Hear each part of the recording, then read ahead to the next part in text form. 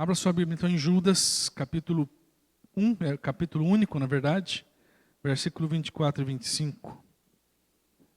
Eu vou ler na linguagem de hoje, mas confesso para vocês que a leitura da revista atualizada, é muito mais bonita. Então, Judas 24 e 25, na linguagem de hoje. Deus pode evitar que vocês caiam e pode apresentá-los sem defeito e cheios de alegria na sua gloriosa presença. Por meio de Jesus Cristo, nosso Senhor, louvemos um único Deus, o nosso Salvador, a quem pertencem a glória, a grandeza, o poder e a autoridade, desde os tempos, agora e para sempre. Amém. Vamos orar, irmãos. Deus, desejamos que a voz do Teu Espírito Santo fale conosco, ministre o nosso coração, nos dê a Tua direção, nos dê a Tua luz, nos mostre a Tua vontade, para que possamos caminhar de acordo com a Tua vontade, ser os cristãos que o Senhor deseja que sejamos, ó Pai.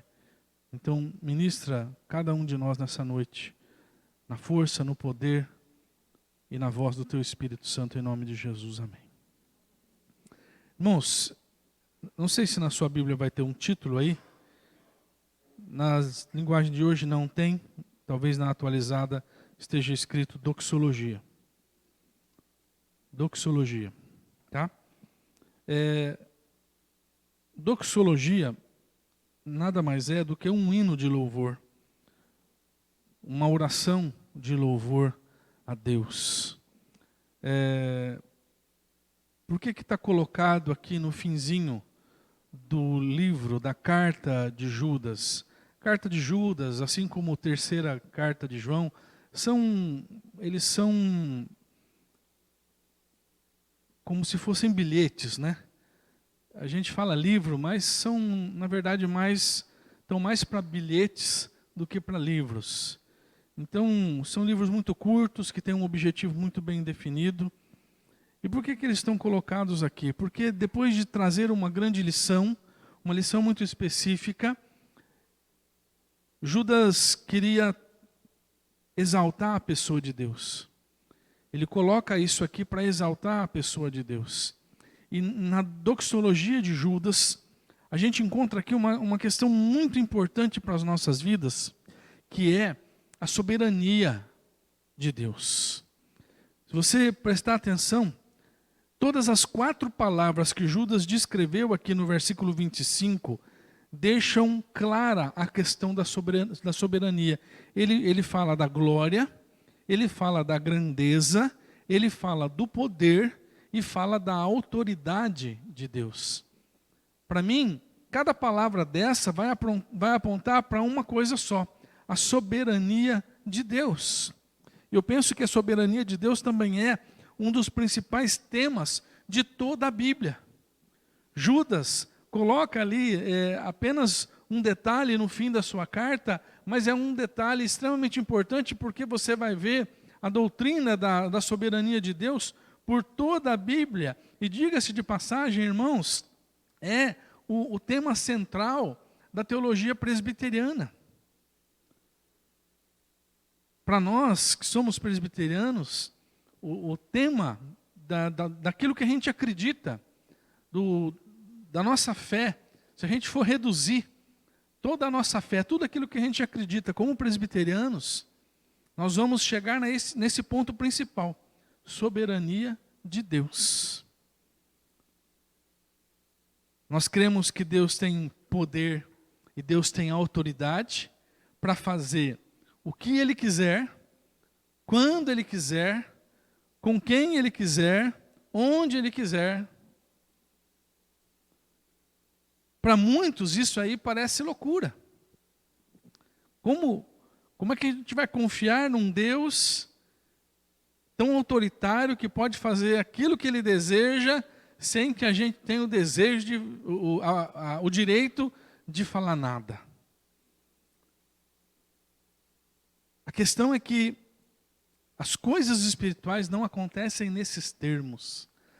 As questões espirituais não acontecem com base nessa crítica, né, de que Deus é um Deus autoritário e que nós somos apenas subservientes de Deus. E essa é uma das críticas que os presbiterianos recebem quando quando se fala da soberania de Deus. Nós temos aqui, irmãos, toda terça-feira buscado a Deus, não é? Cada terça-feira que você vem aqui, você participa de um culto, não só terça, mas domingo, você vem buscar a Deus. Eu falo mais da terça porque é um culto em que a gente enfatiza mais a oração, enfatiza mais aquilo que Deus pode fazer por nós, enfatiza mais o favor de Deus pelas nossas vidas, né?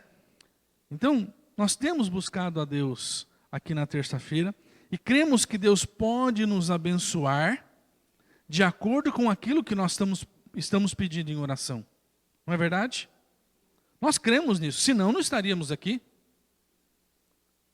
Mas irmãos e irmãs, nós precisamos ter o coração firmado exatamente nisso que estamos trabalhando na mensagem de hoje, que é soberania de Deus. Eu venho buscar o favor de Deus, eu creio na graça de Deus, eu creio que Ele pode sim responder às minhas orações com um grande sim, porém, eu preciso entender e aceitar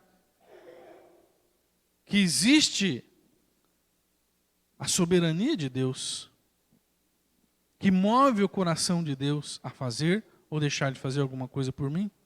Isso não quer dizer que nós estaremos debaixo do domínio de um Deus carrasco, de um Deus mandão.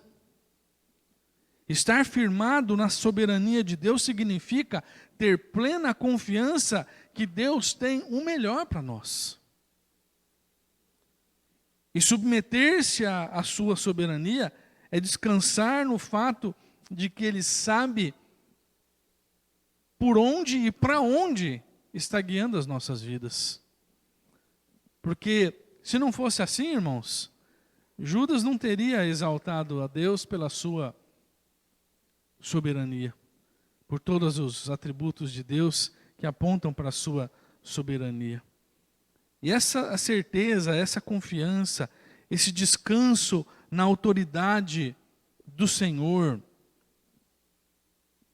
nessa autoridade que Deus tem sobre nós, nessa soberania que Deus tem sobre nós, eu acredito que podem acontecer pelo menos por dois motivos. Eu venho, eu oro, eu peço, mas eu descanso na autoridade e na soberania de Deus por pelo menos dois motivos.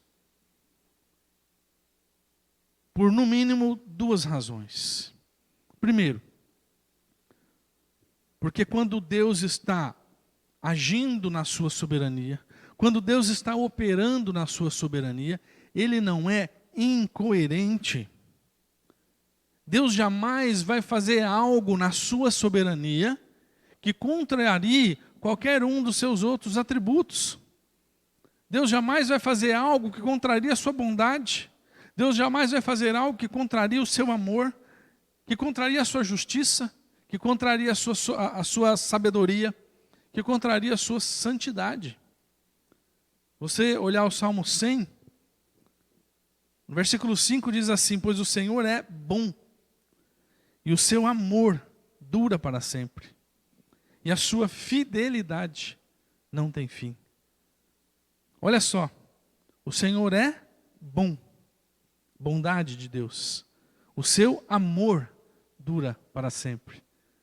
Está falando da bondade do amor de Deus. E a sua fidelidade não tem fim. 3 atributos de Deus num versículo só. Salmo 9, verso 8. Deus governa o mundo com justiça e julga os povos de acordo com o que é direito. Outro atributo de Deus. 1 João 1,5 diz: Deus é luz e não há nele nenhuma escuridão.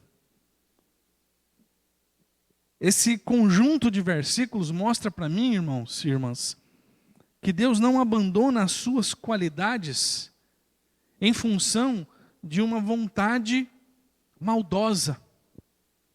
Porque aqueles que atribuem a Deus um autoritarismo, pensam que Deus é maldoso. Mas Deus, na sua soberania, não é maldoso. Deus, na sua soberania, age coerentemente com todos os outros atributos. Tudo que Ele faz está baseado nos seus atributos, que são sempre inseparáveis. Deus não sofre de esquizofrenia. Deus não sofre de transtornos de personalidade. Deus não sofre de dupla personalidade. Aí que eu queria chegar, estava faltando a palavra. Deus não sofre de dupla personalidade. Uma hora Ele é um Deus, outra hora Ele é outro Deus.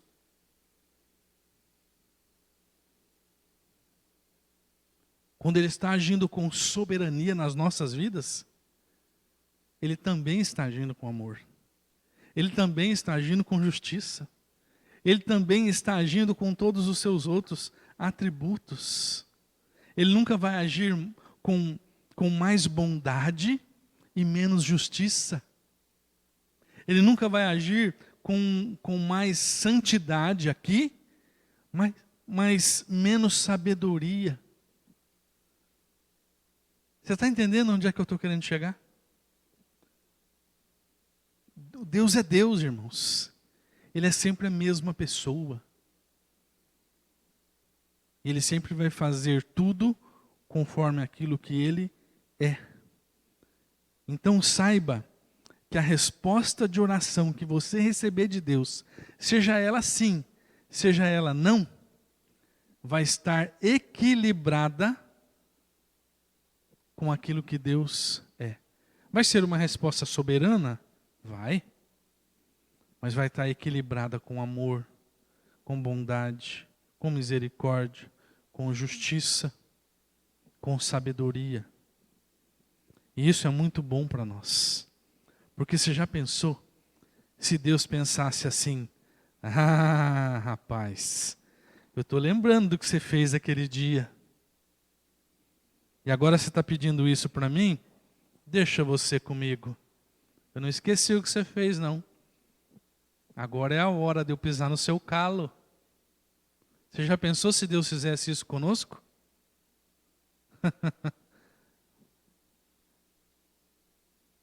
Muita gente faz isso, não faz? Muita gente faz isso. O funcionário resolveu faltar na terça-feira de carnaval, que nós vimos hoje aqui antes do culto, é ponto facultativo. Ele não foi trabalhar, tinha que trabalhar, mas ele não foi trabalhar. Aí um dia ele vai precisar pedir uma folga. O que o patrão vai falar? Você pensa que eu esqueci, que você não veio, que você me deixou na mão na terça-feira de carnaval? Eu aqui apurado e você lá, na praia. Deus é assim, irmãos? Não é. Por quê? Porque Ele é sempre a mesma pessoa. Soberano, sim. Mas Ele é o mesmo Deus de amor, o mesmo Deus de misericórdia, o mesmo Deus de justiça, o tempo todo. O tempo todo. Então, irmãos, por que eu posso estar seguro, tranquilo, em paz com a soberania de Deus? Por que eu posso chegar para Deus e falar, Deus, olha, eu tenho essa questão aqui, eu tenho esse problema, essa dificuldade, ou até esse sonho, esse projeto que eu quero ver realizado na minha vida. Como é que eu posso chegar diante de Deus com paz no coração, diante da soberania?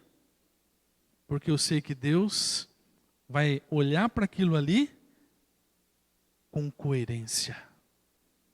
Com coerência. Soberano para dizer sim ou não, mas amoroso, bondoso, justo, sábio. Amém, igreja? Outro motivo pelo qual eu devo descansar na soberania de Deus é o fato de que Deus nos ama, irmãos. De que Deus nos ama. Olha só, Mateus 7, de 7 a 11. Diz assim: peçam e vocês receberão, procurem e vocês acharão, batam e a porta será aberta para vocês. Porque todos aqueles que pedem, recebem, aqueles que procuram, acham, e a porta será aberta para quem bate. Por acaso algum de vocês que é pai, será capaz de dar uma pedra ao seu filho quando ele pede pão? Ou lhe dará uma cobra quando ele pede peixe? Vocês, mesmo sendo maus, sabem dar coisas boas aos seus filhos, quanto mais o Pai de vocês que está no céu dará coisas boas aos que lhe pedirem. Sabe, irmãos, o amor de Deus faz Ele querer o melhor para nós. Mesmo que o melhor não seja aquilo que nós consideramos confortável.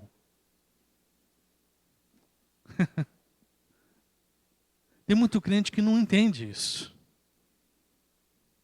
O amor de Deus faz sempre Deus querer nos dar o melhor. Mesmo que o que Ele considera melhor não seja aquilo que eu considero confortável. Eu quero o melhor. Deus também quer o melhor. Mas o melhor de Deus para mim nem sempre é confortável para mim. Você que tem filhos sabe que muita coisa que os filhos pedem, a gente não dá, né? Por que que a gente não dá? Porque não é bom para o filho. Tem muitos avós aqui, avô é cheio de fazer gosto de neto. Mas tem coisa que você não dá. Por quê? Porque é perigoso. Porque você sabe que vai criar um problemão lá na frente, não é? Mesmo que você dê alguma coisa assim que você sabe que não poderia dar e você dá do mesmo jeito, tipo doce, né? Avô é cheio de dar doce para neto.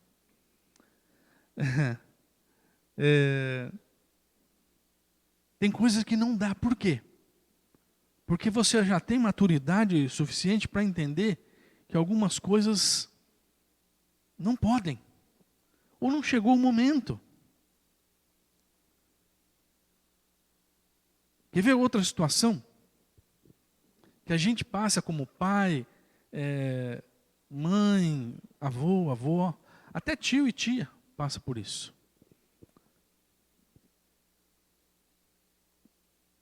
Existem situações na vida que são difíceis para os filhos, mas eles precisam enfrentar. E a gente tem que deixar eles enfrentar.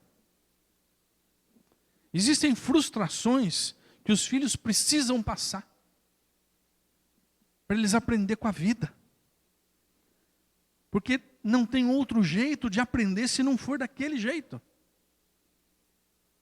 Existem nãos que os filhos precisam ouvir. Porque se eles não ouvirem esses nãos, quando chegar na hora de ouvir aquele não duro mesmo, ele não vai saber ouvir. E aí ele vai se frustrar, ele vai entrar em depressão e vai virar uma bagunça. Uma bagunça. Me lembro do meu pai. A gente foi criado numa família, não numa família rica, né? Nossa família nunca foi rica. Meu pai sempre trabalhou no caminhão, assim, ganhando ali para sobreviver mesmo. Tivemos uma vida razoável, mas ninguém esbanjava dinheiro em casa. A gente se vestia bem, calçava bem, comia razoavelmente bem, mas eu ouvi muito não do meu pai. Muito não. E eu aprendi com ele que dinheiro tem fim. Dinheiro tem fim. Hoje, me dói falar não para as minhas filhas. Hoje, eu entendo que para o meu pai dizer não para mim, deve ter doído muito para ele. Quando eu pedi algumas coisas que eu queria. Deve ter doído muito para ele. Como dói muito para mim falar não para as minhas filhas. Às vezes eu até posso comprar. mas elas não precisam. É 35 bonecas, mas já tem 30 em casa. Vai querer mais 30 para quê? Tem que entender que dinheiro tem fim, né?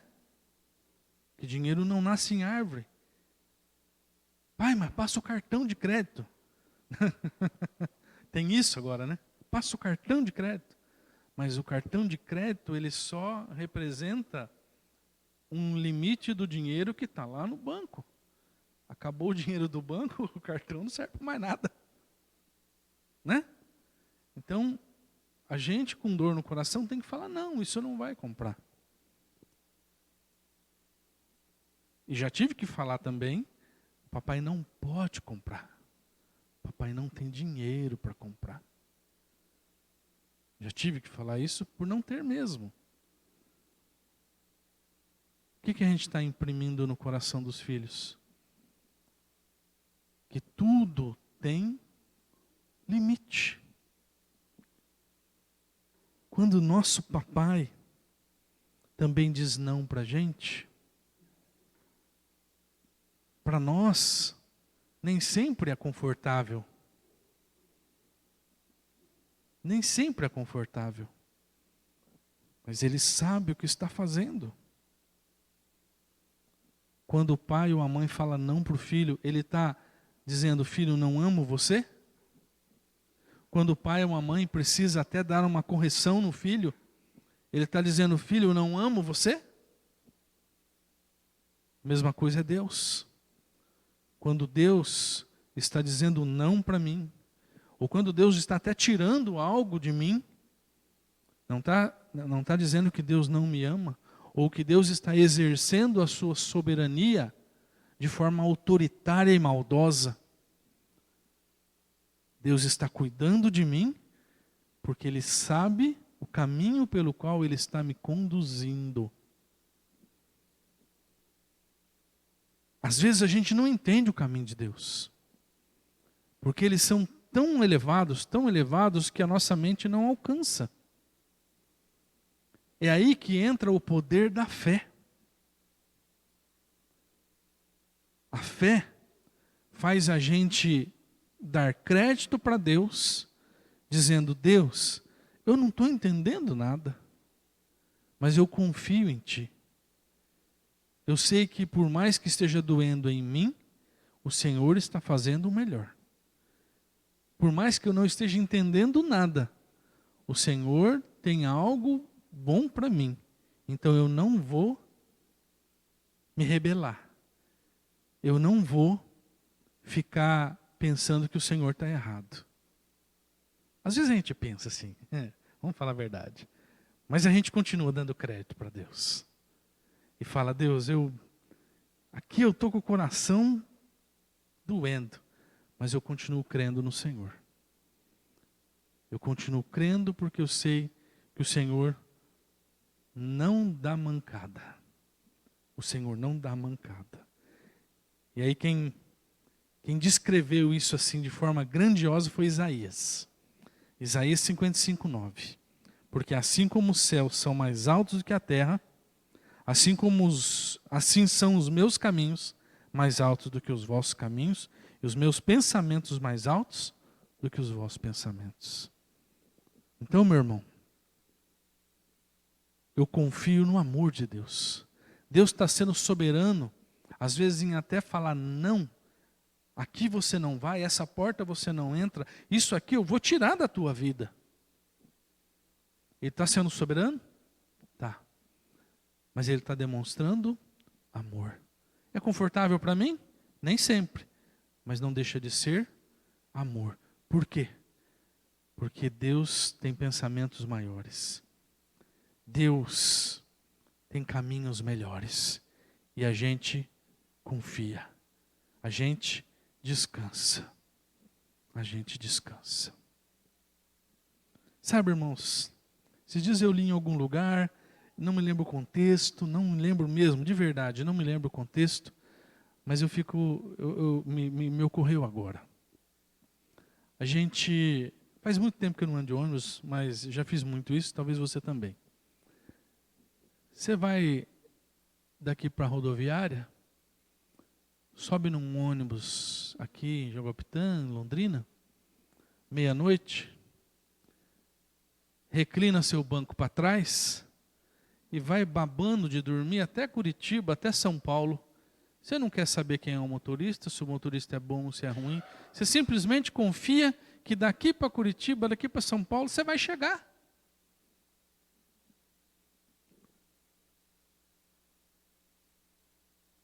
Você pega no aeroporto um avião, seja para onde for, você sobe naquilo lá, e ali você, não dá para reclinar o banco do avião, né? Porque aquilo ali é assim, ó. Você reclina aqui, ó. Pronto, é o máximo. Aqui tá certo, aqui tá reclinado, ó. É desse jeito o avião, tá? Para quem não sabe, viu? O avião de mais longo, aí você reclina um pouquinho mais. Você não está perguntando quantas horas de voo tem o piloto. Você vai lá, você fecha o zoião, ó. E dorme gostoso. E confia que daqui a pouco você está descendo lá em Porto de Galinhas. Não é? Ah, metido. Por que você fica desconfiando de Deus? Se no motorista da Garcia você confia. No motorista no piloto da Azul, da Gol, você confia. E em Deus você tem que ficar fazendo fosquinha. Eu acho que Deus já provou muito mais que o motorista da Garcia de que Ele está cuidando bem da nossa vida. Então, irmãos, falta para nós dar crédito e falar: Deus, por mais que eu não esteja entendendo algumas coisas, por mais que para mim esteja sendo até dolorido algumas coisas, eu continuo confiando.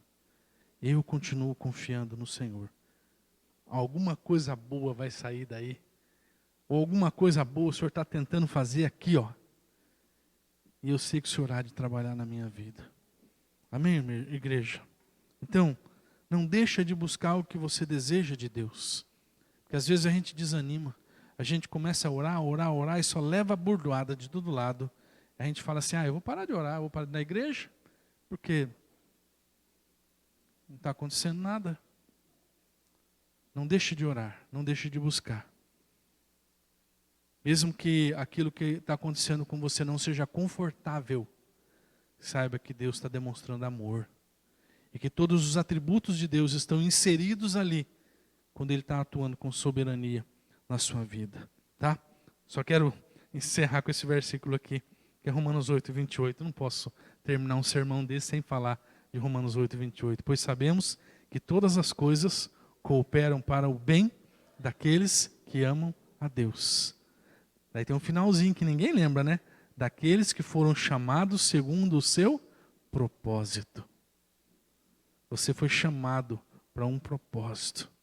Que propósito é esse? Ser salvo e ser canal de salvação. Entendeu?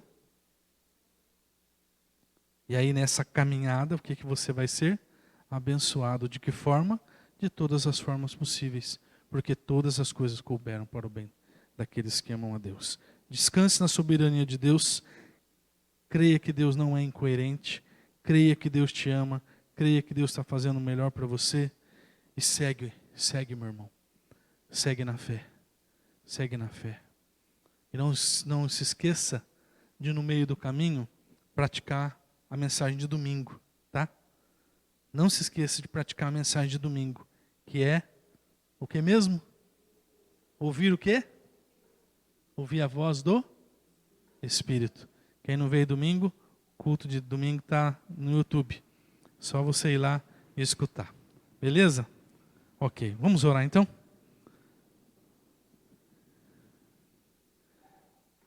Nós vamos orar por todos os pedidos de oração, por tudo aquilo que você deseja colocar diante de Deus. Aqueles que estão fazendo pacto de oração, uma campanha de 7 semanas de oração. Lembrando que o 7 não é mágico, de que Deus não tem obrigação nenhuma de fazer no 7. É que a gente escolheu o número 7 como uma forma da gente aprender a perseverar, da gente aprender a honrar a Deus. Eu sei que tem muita igreja que faz a campanha nessa expectativa, né? Que na 7ª coisa acontece. Não, a nossa expectativa não é essa. Nossa expectativa é aprender a orar, a perseverar e a fazer aquilo que a Bíblia diz para a gente fazer. Vamos orar então? Deus bendito, nós queremos declarar, ó Pai, a nossa fé em Ti. Declarar que muitas vezes nossa fé fraqueja por conta de situações que nos deixam desconfortáveis, doloridos. Mas, Pai, queremos continuar crendo, queremos continuar descansando a Deus, naquilo que o Senhor tem para nós, descansando na Tua soberania, ó Pai. Sabendo que o Senhor tem sempre o melhor para nós. Que o Senhor nos ajude a continuar aguardando o tempo certo de cada manifestação do Senhor em nossas vidas. E por isso, Pai, crendo na Tua soberania, descansando na Tua soberania, queremos colocar diante de Ti os nossos pedidos de oração. Cada um tem um pedido a colocar diante de Ti, cada um tem uma necessidade, cada um tem um desejo, cada um tem um nome a ser colocado agora na Tua presença. Cada um tem uma busca, ó Deus, pessoal, um sonho que deseja ver realizado. Que o Senhor venha com o Teu cuidado, Pai, e tome conta de cada vida. Que o Senhor receba cada oração, cada pedido que está sendo colocado diante de Ti, ó Pai. E que o Senhor atue ali, ó Pai, com poder, com graça, com misericórdia, com soberania, ó Deus. E que possamos ver, ó Pai, os frutos dessa busca, os frutos da fé que está sendo depositada no Senhor agora. Possamos ver, ó Pai, o Senhor honrando o Teu povo na medida que o Teu povo Te honra, ó Pai. Deus Santo, vai libertando aqueles que estão aprisionados por questões humanas, aqueles que estão aprisionados por questões espirituais. Faz cair por terra tudo que não é do Senhor. Tudo que vem do mal, tudo que vem do nosso inimigo, ó Deus, faz cair por terra. Liberta aqueles que hoje estão aprisionados por qualquer situação. Em nome de Jesus, declaro nula toda interferência de Satanás, toda amarra de Satanás. Caia por terra todas as cadeias do maligno em nome de Jesus. E que o Senhor tome conta, ó Pai, de cada vida, levantando cada vida no Teu poder e na Tua graça, ó Pai. Aqueles que estão caminhando em pacto de oração, que o Senhor derrame sobre eles perseverança, para que eles possam Te honrar a cada semana, e para que possam aprender a perseverar, e ver também, Senhor, o fruto dessas orações. Cuida de nós nessa semana, dá-nos uma semana cheia da Tua direção, da luz do Teu Espírito Santo, em nome de Jesus. Amém. Deus te abençoe, uma ótima semana para todos, vá para casa na paz do Senhor.